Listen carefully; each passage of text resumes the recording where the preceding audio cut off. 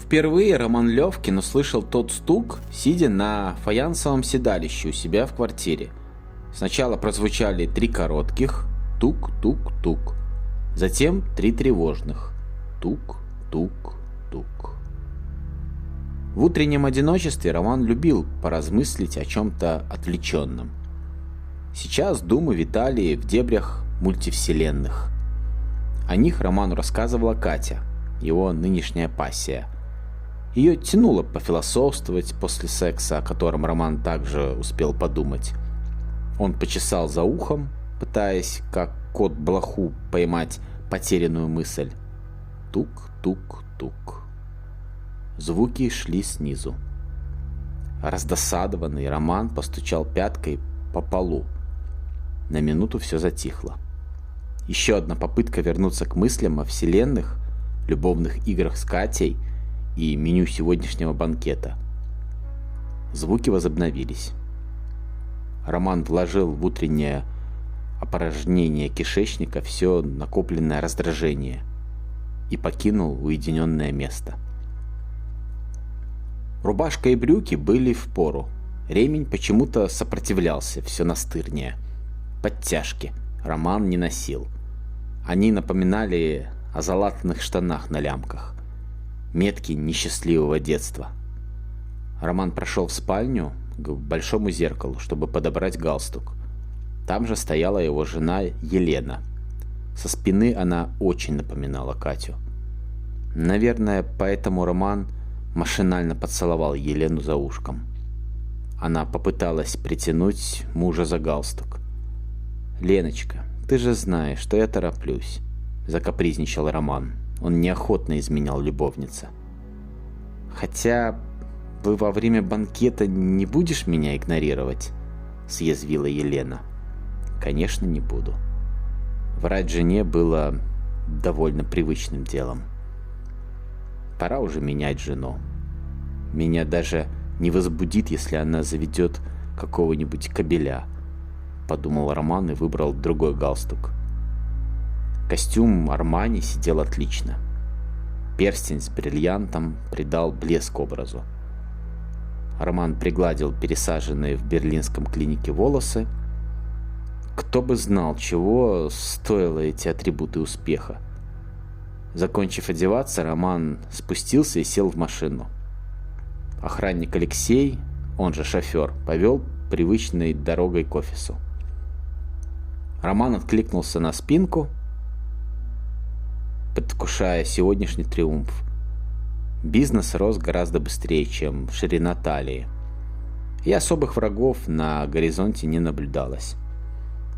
Это ли не поводы для счастья? Еще у него есть Катя, сексапильная студенточка, обожающая попилить на резной, долготерпеливой кровати в загородном доме. В Катиной любви сомневаться не стоит. Она любит своего Ромчика, несмотря на все шалости.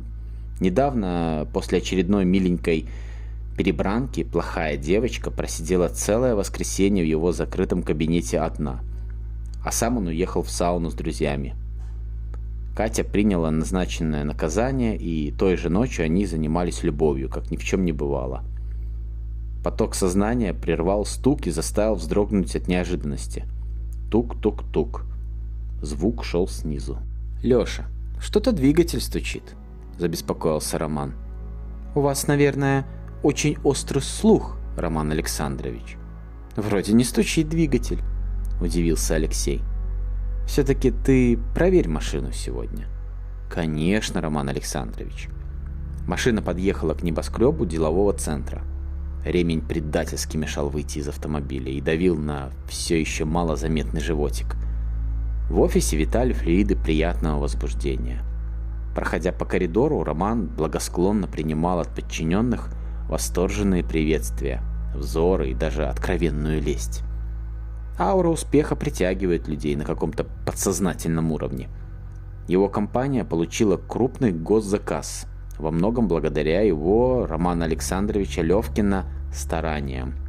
Поездка на охоту с правильным чиновником, закупки стройматериалов у фирмочки жены мэра И, конечно же, удача Романа не позволила конкурентам перехватить добычу. Роман прошел в свой кабинет и погрузился в привычный рабочий поток. Рутина поглощала очередной день, и только краешек сознания улавливал беспокойное шуршание скелетов, надежно спрятанных в дальних закоулках памяти. Во второй половине дня началась официальная часть корпоративного мероприятия. Роман разглядывал слайды и слушал доклад о перспективах нового проекта, когда из-под стола раздался знакомый звук. Тук-тук-тук. Роман обвел глазами окружающих. Все старательно изображали острейшее внимание к докладчику. Коллеги не замечали ничего необычного. Финансовый директор слева торопливо зевнул. Роман скосил глаза под стол. Справа женщина сдвинула коленки. Тук-тук-тук, как при кишечных коликах. Роман заерзал на кресле. Слайды менялись, их содержание ускользало, а голос докладчика превращался в назойливый шум.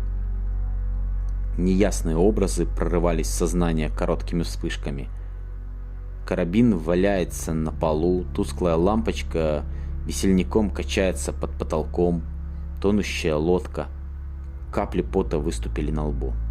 Роман провел рукой по закрытым глазам вверх, желая смахнуть неприятные видения. Выступления закончились. Все сразу оживились и зааплодировали не то к концу занудной презентации, не то предстоящим развлечениям. Хлопали папки, и забытые остались на столе без приглашения на корпоративные увеселения. В зале Роман вздрагивал от резких шумов и оглядывался вокруг, будто ожидал кого-то. Рядом жена водила вилкой по тарелке, словно хотела наскрести на дне билетик со счастливым номером. Роману вдруг стало жалко Елену. «Я куплю тебе одно замечательное колечко. Случайно увидел недавно в ювелирном», — шепнул он ей на ухо. Елена в ответ слабо улыбнулась, взглянув на него. Люди вокруг веселились, но к Роману продолжала неподкупно подступать тревога. «И почему я такой глубокий уродился? Мог бы, как барабан, не рефлексировать и жить поспокойнее», — подумал он злорадно, вспоминал криминальные авторитеты, отрыжку бурной молодости. Переговорив с нужными людьми и отдав парочку незначительных распоряжений, Роман решил отправиться за город. Жене сказал, что она поедет домой без него. «Мне нужно побыть одному. Столько за последние дни навалилось, знаешь ли». Прислуга ушла, и он остался в одиночестве. Скоро должна была приехать Катя. Роман в задумчивости стоял у окна. Осень уверенно овладевала природой, холодало все заметнее. Пока Роман разводил огонь в камине, во дворе подала голос собака. Роман вышел, надеясь встретить девушку. Нет, ее все еще нет. Солнце клонилось к закату, мягко обдавая деревья и кустарники царскими цветами. Роман застегнул куртку и медленно прошел к маленькому пруду. На черной глади плавал селезень. Дикая птица притягивала зеленовато-серую шею то влево, то вправо, счищая с себя отдельные перышки. На крыльях пережимались белые и коричневые полосы. Кончики отливали фиолетовым. Роман, осторожно, стараясь не спугнуть птицу, зашел в беседку возле пруда и присел на скамью. Раздался стук. Селезень испуганно встрепенулся и полетел прочь. Тук-тук-тук. Проклятый звук шел из-под деревянного пола беседки. Роман резко нагнулся и прислушался. Он ударил кулаком 2 раза. В ответ прозвучал один глухой стук. Постучал коротко 3 раза, пару минут ждал ответа. Стук издевательски возобновился. «Чего тебе надо?» — сквозь зубы прорычал Роман. Он вскочил на ноги и стал иступленно топать по полу, стараясь подавить ненавистный стук, как надоедливого паука. Звук не прекращался. Роман побежал в гараж, там из ящика с инструментами схватил лом, вернулся в беседку и принялся вскрывать настил, откидывая в бешенстве старые доски. когда образовалась заметная земляная проплешина. Роман опять распластался, прижал ухо к земле. Снизу, кажется, шел неясный гул. Роман взбегал в гараж и принес лопату. Земля легко поддалась, вскоре образовалась яма глубиной по плечи. Роман не заметил, как тьма сгустилась. Черная бессильно пыталась украсть красноватый свет луны. Роман рыл землю, как заведенный, пока из транса его не вывел певучий женский голос. «Ром, ты чего делаешь?» Он поднял ошаленный взгляд на Катю. Его глаза бегали из стороны в сторону, руки дрожали, левая щека подергивалась от нервного тика. Катя отшатнулась от края ямы. Она знала, что приступ не предвещает чего-то доброго. Девушка споткнулась, но смогла удержаться на ногах. «Постой, Катя!» — не своим голосом прохрипел Роман. Катя побежала. «Дура!» — пронеслось в мыслях Романа. Он попытался вылезти из ямы, но соскользил по сырой земле вниз. Стук каблучков затихал. Наконец Роману удалось выбраться, но мотор Катиной машины уже урчал за воротами, унося девушку вдаль. Еще и опоздала. Она не может так со мной поступить. Надо ее вернуть сюда. Она мне нужна сейчас. Роман забежал в дом, наскоро вытерся какой-то тряпкой, сменил куртку и через пару минут остервенело гнал по пустой дороге на мотоцикле. Впереди Катиной машины не было видно. Неожиданно заныло сердце. Роман притормозил и огляделся. Сбоку маячили огни придорожного кафе-бара. Никуда не денется. Надо просто успокоиться. Я потом ей позвоню и все объясню. Мотоцикл заревел на повороте. Он подошел к барной стойке и заказал виски со льдом. Бармен глянул на него усталыми глазами и выполнил заказ. Широкий невысокий стакан приятно холодил разгоряченные пальцы. Негромко играл блюз. Медленно подтягивая виски, Роман попросил повторить. Тук, тук, тук. Слева от себя он увидел невысокого широкоплечего блондина. Тот неспешно стучал пальцем по своему стакану. Олег Пригожин. Олежка. Убитый Романом около 20 лет назад. Невозмутимо улыбался. «За встречу?» Олег по привычке задорно вздернул подбородок. «Будем», — глядя на его грудь, ответил Роман. На потолке медленно мигали огни. Отражались на руках и стаканах синими бликами. Интересно, о чем следует говорить с призраками? Хорошо, что со старым другом всегда было о чем помолчать, подумал Роман, допивая очередную порцию виски.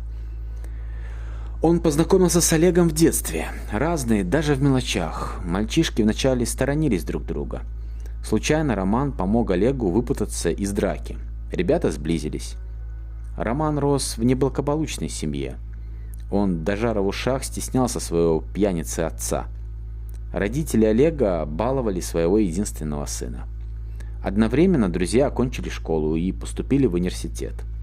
Олег с протекцией отца прошел вне конкурса. Роман протискивался сквозь вступительные экзамены с большим трудом. В студенческие годы Олег легко знакомился с девушками. Он мог позволить себе купить больше сотни цветов на удивление очередной красотки. Впрочем, девушки любили Олега не за деньги, а за крепкий характер и волю. Угловатый Роман чувствовал себя нелепее жирафа на велосипеде, когда ему приходилось разговаривать с хорошенькими женщинами. Олег одалживал другу деньги, не требуя возврата. Роман платил преданностью и получал прозвище от друзей – Олег адъютант. Он предпочел отложить гордость до лучших времен. Олег едва успел защитить дипломную работу, как пошла черная полоса. Скоропостижно скончался его отец. Доставшийся наследство ювелирный бизнес Олег продал и основал строительную фирму. Любил делать все по-новому. Роман стал правой рукой. Они совместно принимали ключевые решения. Шли тучные годы, в страну текли нефтедоллары и западные инвестиции. Эпоха первоначального накопления капитала нашла свои пределы и сменилась эпохой слияния государственных и деловых структур. Олег и Роман удачно вписались в новые правила игры. Предприятие оказалось успешным, да так, что друзей заметил Барабан, городской вор в законе. Представитель вымирающего вида, он требовал свою долю. Для пущей убедительности Олега и Романа привозили в гостевой подвал Барабана. Били, но не калечили. Братва потихоньку осваивала новомодные подходцы. Однако банда догуливала на воле последние деньки. Братков обнаружили, и на последнюю роль здесь сыграли показания Олега. По странному стечению обстоятельств, именно в те дни Роман впервые увидел Ларису и влюбился. Летним вечером друзья решили встретиться в байкерском клубе. Она, породистая длинноногая блондинка, медленно подъехала на мотоцикле. Позади нее сидел Олег без шлема. Он обнимал ее тонкий стан девушки. Та вечеринка стала настоящим испытанием для Романа. Лариса кормила Олега вишнями, а он ее. Они смеялись и слизывали сок с губ друг друга. Потом сладкая парочка танцевала дикую смесь танго, румбы и рок-н-ролла. Лариса, блестя черными глазами, то завоевывала пространство Олега, то отступала, и тогда ее фигурка изгибалась в его руках. Он умело вел в танце, а она отдавалась, не обращая внимания на окружающих. Роман сжимал брелок в виде головы быка. Острые рога сильно впивались в руку, но боли не было. Никогда прежде Роман не желал так страстно оказаться на месте Олега. Почти всю банду закрыли в следственном изоляторе. На свободе оставался только один подручный Барабана, но и того усиленно разыскивали. В ожидании суда Олег решил спрятаться в загородном поселке. Там он строил свой дом. Ключевым свидетелем по делу Барабана Олег не считался, но все же опасался мести. Роман уклонился от дачи показаний, зато охотно согласился пожить в доме Валентины Ивановны, матери Олега, на всякий случай, пока сын прячется. Именно тогда Роман решился убить друга. Он действовал по заранее продуманному плану. Старый советский пистолет ТТ и пару десятков патронов Роман купил впрок у черных копателей за 3 года до убийства. Тогда еще без злых намерений в хозяйстве пригодится, мол. За день до убийства Роман испробовал пистолет, стреляя по бутылкам на пустыре. Осечек не было. Поздним вечером, выпив вместе с Валентиной Ивановной чай и пожелав ей спокойной ночи, Роман прошел в свою комнату и закрыл дверь. Он ждал, пока в комнате старушки станет тихо. Обычно она спала спокойно, и ночью его не беспокоило. Тревожить ее он тоже не хотел, поэтому вылез через окно. К нему подбежала сторожевая собака, но тут же умолкла, учуяв знакомый запах. Натянув кепку на глаза, спрятав лицо за ворот куртки, Роман осторожно прошел за калитку и сел в подержанную машину, купленную заранее. На улице гулял только летний ветерок. Черные окна домов отражали лунный свет. Не включая огни, Роман направился в сторону шоссе. Выехав на широкую дорогу, он увеличил скорость. Нужно проехать 23 километра до Олегового поселка. В километре от цели он оставил машину на полосе пойменного леса, недалеко от речки.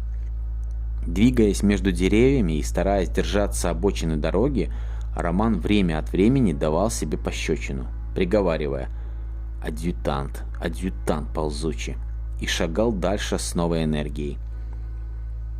Злая собака, когда он наконец постучал в ворота строящего на окраине поселка дома, Роман в сердцах сплюнул и заскрежетал зубами. «Джульба, Джульба, это я!» Собака принюхалась под воротами и замолкла. Через пару минут прозвучал приглушенный голос Олега. «Ромка, ты что ли? Ты чего?» «За мной сегодня следили. Я отвез Валентину Ивановну и Ларису в надежное место. Давай обсудим», – торопливо, сбивчивым голосом ответил Роман. Олег открыл калитку. «Проходи в подсобку», – сказал он, пропуская друга вперед. «Хвоста с тобой не было?» «Нет, я уверен», — ответил Роман, поправляя мешок на плече. Они зашли в подсобное помещение. У потолка сиротливо горела тусклая лампочка. «Ты почему по мобиле не предупредил?» Олег присел, поставив рядом с собой охотничий карабин. «Я тебя так и пристрелить мог». «Тебе тут мама кое-что передала», — сказал Роман и запустил руку в свой мешок. Он быстро нащупал пистолет, спустил курок и снял предохранительный взвод, направив ствол на Олега. Осечка. Олег вздрогнул и дернул рукой в сторону карабина. Карабин упал. Курок до упора. Выстрел. Олег упал навзничь, его правая нога дергалась, пытаясь избежать неминуемого. Роман шагнул пару раз и выстрелил контрольный. Нога замерла. На груди расплывалось кровавое пятно. Во дворе было пусто. В ушах звенело от выстрела и стрекота сверчков. Теперь нужны ключи от машины Олега. Роман обшарил карманы мертвеца, стараясь не смотреть на обезображенное лицо. Поискал в тумбочке. Ключи нашлись в сумке. Роман поправил на руках перчатки и достал еще пару свернутых мешков и веревку. Развернул длинные мешки и упаковал труп. Схватил какую-то тряпку и тщательно вытер следы крови на полу. Тряпку засунул в карман. Сменил перчатки. Чтобы запутать следы, разбросал старые газеты и подпалил то место, где кровь упрямо не исчезала. Пепел собрал веником и развеял за подсобкой. Подобрал гильзы. Выволок труп наружу и положил его в багажник. Осторожно вывел машину за ворота и погнал к развилке дорог на север. Оставив около километров 2 позади, немного углубился в лес и остановил машину. Труп поволок к зарослям камыша, где стояла припрятанная надувная лодка. Тревожно затрещал козадой. Роман погрузил мертвое тело на лодку и направил ее по течению реки. Проплыв не больше 600 метров, он привязал пакет с грудой приготовленных камней к мешкам с трупом и сбросил страшный груз в реку. Перекрестился. Отплыл недалеко, разделся до трусов и в очередном пакете с камнем утопил одежду. Через пару минут обойма и пистолет тоже оказались на илистом дне. Складным ножом Роман продел отверстие на бортах лодки. Она стала медленно тонуть. Оставалось доплыть до берега. Он дрожал всем телом от ночного ветерка и возбуждения, когда шлепал по самой кромке речной глади босыми ногами. Черные в ночи деревья и кустарники стояли немыми свидетелями вдоль берегов. Наконец Роман заметил свою машинку. На заднем сиденье лежала свернутая одежда. Роман вырулил на дорогу и, обгоняя поток мыслей, помчался обратно к дому Валентины Ивановны. К воротам он подъехал медленно, стараясь не шуметь. Тихо скрипнула калитка. В комнате он перевел дух и посмотрел на часы. 4 часа 17 минут. Роман вышел на кухню, намеренно шумно достал железную кружку и захлопнул шкаф.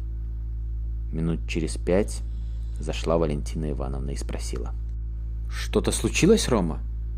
Мне показалось, что шумело». «Это я покоя не даю, простите. Воды захотелось», — ответил Роман. «Мне вот сон плохой приснился», — себе под нос проговорила пожилая женщина. Роман еще раз извинился и вернулся в комнату. Остаток ночи он перебирал в уме прошедшие события и вошкался, отыскивая промах в содеянном. Рано утром Роман уехал к себе, чтобы сменить использованную машину на привычную иномарку. На ней он вернулся к новостройке Олега. Постучал, походил вокруг для вида, огляделся и зашел в открытую калитку. Во дворе и в подсобке еще раз придирчиво все осмотрел. Пора вызывать милицию. Роман набрал номер и сообщил о пропаже Олега. Нагрянула бригада рабочих. Они должны заливать бетонный фундамент. Через час приехал следователь из прокуратуры. оперуполномоченный и кинолог с собакой. Следователь сразу же приехал и приказал строителям оставить все работы. Те только начали заливать тонкий слой, подушку, под основной слой фундамента. «Эркюль, блин. Пуаро местного разлива», — мысленно улыбнулся Роман и закатил глаза. Собака прочесала котлован и двор, обнюхала каждый угол подсобки. Следователь задавал вопросы Роману, следя за его эмоциями. Роман отвечал, сжимая в руке рогатый брелок. Верный талисман удачи. Да, калитка, подсобка были открыты, когда он приехал. Нет, ночь он провел в доме матери Олега. Да, Олегу угрожали. После допроса Роман чувствовал себя вымотанным. Такие задушевные беседы происходили и в последующие дни. Подсобили показания Валентины Ивановны. Она подтвердила, что ночь перед пропажей Олега Роман провел в ее доме. Лариса, в свою очередь, рассказала следователю о вечернем телефонном разговоре с Олегом. Ничего странного она не заметила. Особым подарком для Олега оказалась перехваченная записка Барабана, в котором он недвусмысленно приказывал своему подельнику разобраться с Олегом окончательно. Записка оказалась не на воле, а на столе у следователя. Да, не забыл Барабан тот долгий взгляд Олега после беседы в подвале. Видимо, главарь посчитал Олега одним из ключевых виновников своего заключения в тюрьме. Грибники набрели на брошенную машину и сообщили о находке в милицию. Тело следствия так и не нашло. Постепенно сыщики перестали беспокоить Романа. У него появилось время для отношений с Ларисой. Она тяжело переживала пропажу Олега, отягощающим обстоятельством выступила нежданная беременность. Роман утешал ее усердие, чем сестра милосердия.